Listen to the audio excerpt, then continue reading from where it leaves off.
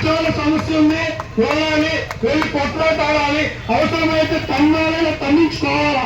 రెండింటిలో జరుగుతుంది.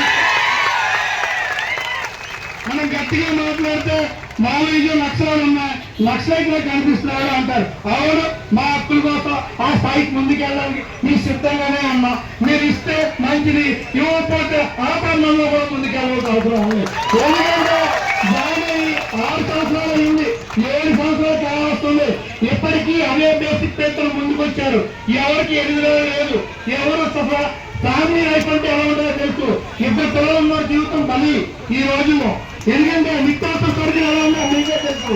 మీరే రెగ్యులేటరీ ఫ్యాక్టరీ అంటారు, ఈ వాల్యూ ఇవ్వాలి అని. స్కేల్ దగ్గరికి వస్తే నిన్నే వచ్చారు.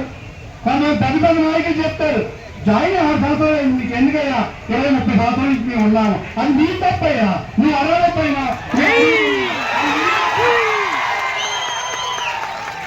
సత్యసాయి నాయకులు చెప్తారు, సత్యసాయి నాయకులు మీరు దూకుడు అవుతున్నారు, కుర్రాళ్ళు ఉడికేస్తారు.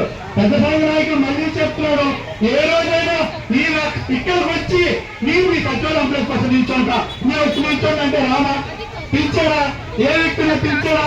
ఎప్పుడు కూడా జాయింట్ స్టాఫ్ కాన్స్టిట్యూట్కి వెళ్తారు, లోపల చాలా పట్ల మీకు అవసరం.